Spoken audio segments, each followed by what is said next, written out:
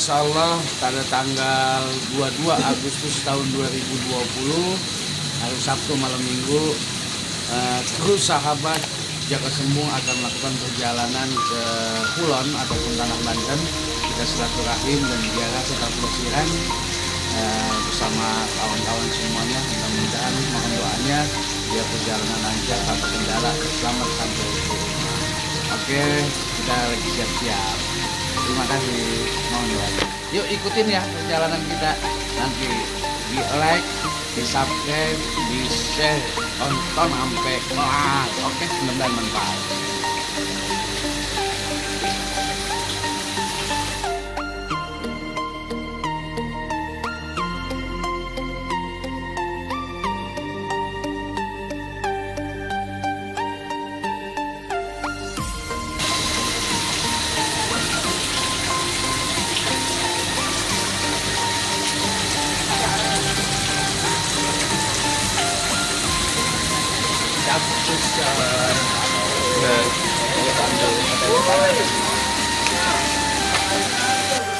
Bismillah, selamat. Allah Akbar. Nih, tuh.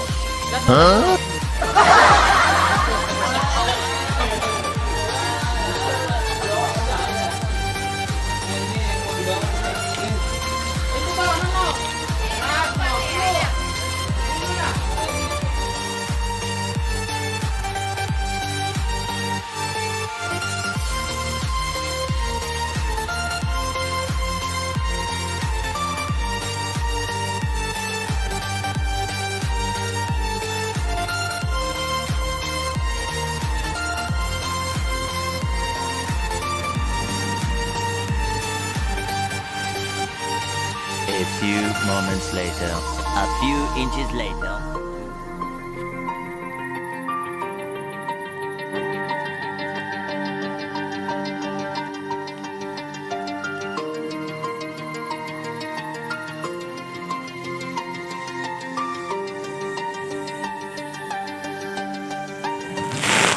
Ribuan para pejuang Banten yang tidak terawat, kasihan.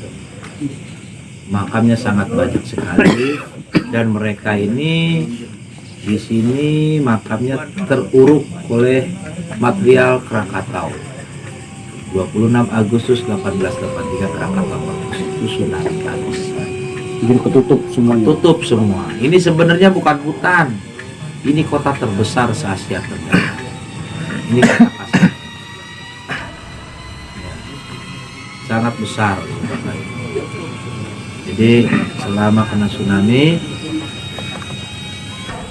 dirahasiakan. Setelah saya masuk sini ternyata di sini makamnya Masya Allah. Dari ulama Aceh ada di sini. Dari ulama Timur Tengah pun ada di sini.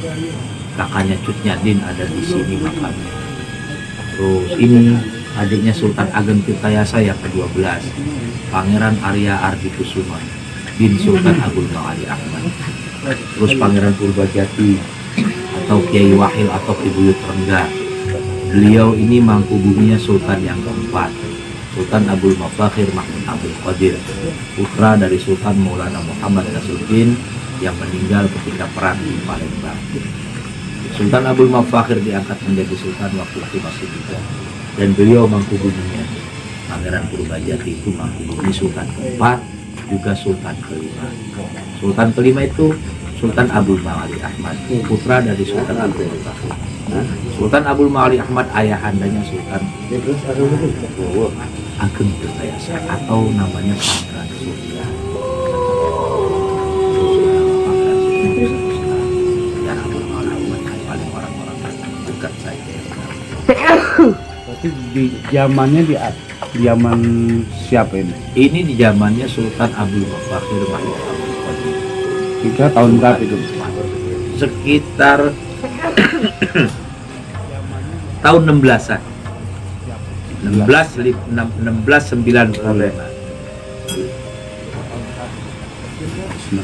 Iya. Berarti udah 4 abad lah. 4 abad. 14. Subhanallah. Kopi. Jadi di sini makam banyak terima kasih. sekali di lingkungan Kenari ini. Ini Kenari ini namanya kota tua. Karena Sultan Kenari itu, Sultan Abdul Barak itu sultan yang terlama memimpin di Banten, 51 tahun. Dan hanya sultan yang satu ini yang benar-benar beliau menjadi raja. Setiap seminggu sekali beliau mengajarkan kitab Insan Kamil. Jadi raja juga seorang Ya, ulama juga. ngajar kitab Insan Kamil. Seorang raja tuh ya. Iya. Jadi RT udah males. Wah, udah nggak mau kali. Terus lagi sekarang yang melanjutkan di pengajian kitab Insan Kamil itu ulama Timur Tengah. Termasuk dari KUN, kerukunan ulama Nusantara yang diketuai oleh Syekh Rahimuddin Nawawi. Beliau itu putra dari Ki Sakman atau Kiai Sakti Mandraguna. Nama aslinya Kiai Haji Nawawi Jauhari yang Ceger. Itu asli Banten. Beliau putra Banten. Anaknya yang sekarang putranya yang menjadi ketua ulama Nusantara. Anggitan kitabnya sudah banyak. Saya dengan beliau alhamdulillah dibantu dengan Pak Ari. Pak Ari di sini masya Allah bantu saya untuk membuka sejarah di sini. Bahkan dari pihak pemerintah pun sudah melirik, tapi saya stop dulu karena saya trauma Banten. Banten itu ketika saya dari pemangku adat mengusulkan agar ada revitalisasi, dilanjutkan revitalisasi, cuma baru 300 miliar sudah diacak-acak. Jadi saya trauma, ini lebih dari 10 triliun kalau diusul karena sangat luas situsnya. Di bawah sawah ini 4 meter, ini situs kerajaan Banten. Karena ini jantungnya kerajaan Banten, tempat kumpulnya keluarga besar Kesultanan Banten, dan di sini tempat dididik Al-Qur'annya, kitabnya, kanuragan. Itu ada Syekh Mustafa, ulama Aceh, itu ada makamnya di situ. Syekh Mustafa itu ahli strategi perang. Syekh Abdul Majid sepupunya ada yang dari Aceh, ulama Aceh itu ahli taktik kerajaan. Mungkin besok pagi baru kita bisa melihat jelas. Bisa jelas nanti ke Walijaya, Kusuma, semuanya kan. Kita ziarah besok pagi sebelum kita berangkat mau pulang lagi, mau petualang lagi. Tapi ngomong-ngomong Bang, ini Iya benar. Boleh Ini dijelaskan? pusakanya Banten. Ini pusakanya umat Muslim di Banten. Ini Al-Quran tulisan tangan Syekh Fakih Nazmuddin, ahli arsitek Masjid Agung Banten, arsitek Masjid Agung Kesunyatan, arsitek Masjid Agung Jombang itu yang tinggal fondasi. Tuh di situ ada fondasinya. Itu Masjid Agung. Ini nggak usah nanti aja. Ini tulisan tangan tahun 15 Hijriah. dari Kulit ininya kulit unta, itunya dalamnya pelepah kurma, daluang. Dan kalau yang di atas itu alhamdulillah beliau ini yang dari Mabespori membantu kami untuk mencari tahu di mana pusaka-pusaka Banten itu hilangnya, kemana arah larinya. Alhamdulillah tadi juga barusan pulang golok Sultan Hasanuddin.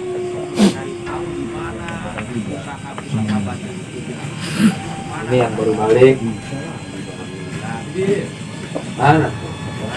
Oh ini. Udah balik di situ.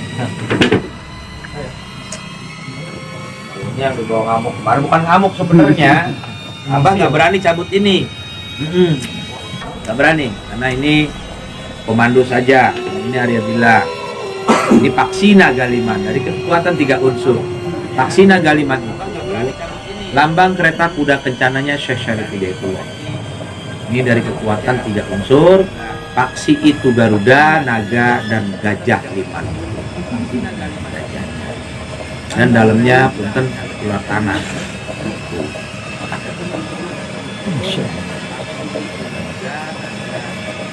Ini bukan buat ngamuk sebenarnya. Kemarin itu saking jengkelnya, hanya menunggu mereka, nggak berani apa nyambut-nyambut begini di depan umum begitu. Kalau di sini lagi nggak kesurupan, jadi Berarti itu yang kemarin dibawa ya? iya. Ini kalau sultannya, ini masih murni, tajam sekali. Itu namanya golok apa? Golok Banten ini asli.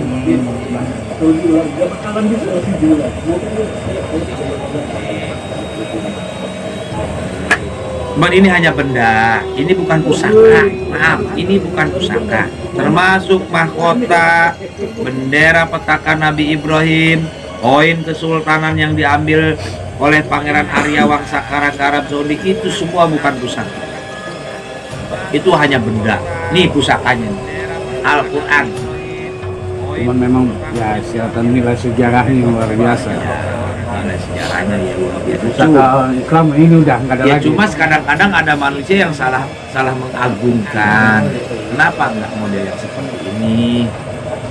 Karena kan ini pedoman hidup kita di situ. Iya. Ilmu dan segala ilmu.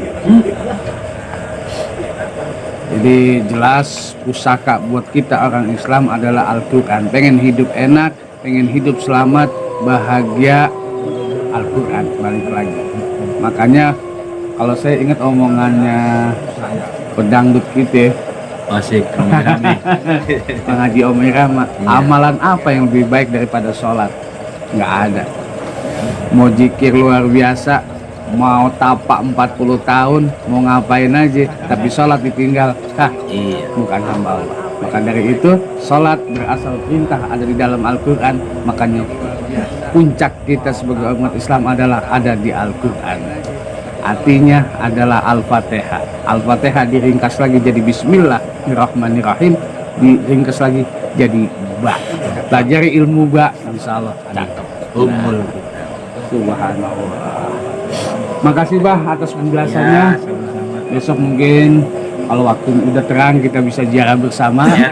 Jadi kita lanjut ngobrol, ngopi, dan mohon maaf nggak bisa bawa apa-apa. Mudah-mudahan Bawa bisa- silaturahmi Nah, lebih mantap ya. Amin, amin, amin, diterima dengan baik.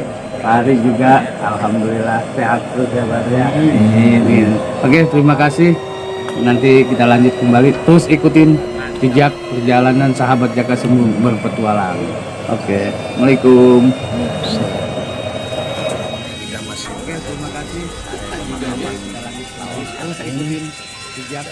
Bisa kita lihat dari banyak sekali pusaka-pusaka Banten yang bisa disaksikan. Saksikan dong. Saksikan. Kita saksikan dari Asem.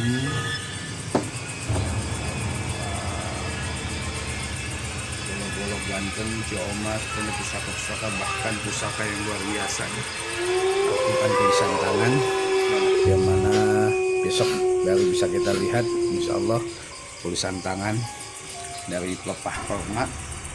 Ada lagi tuh turunnya dari Asem, gede bener ini, yang mana ditembus 3 miliar. Luar biasa. Jadi di sini berusaha mengembalikan kembali pusaka-pusaka Banten yang tersebar di seluruh dunia untuk dijaga kembali kelestariannya sebagai nilai historis daripada sejarah Banten. Ini luar biasa perjalanan petualangan Jaka Sembung hari ini kita berada di tanah Babat Banten mengenal, bertanya tentang sejarah bagaimana Banten. Besok pagi insya Allah kita akan berziarah di area pemakaman di sini dan akan kita lanjutkan ke Sultan Muhammad Hasanuddin insya Allah. Oke.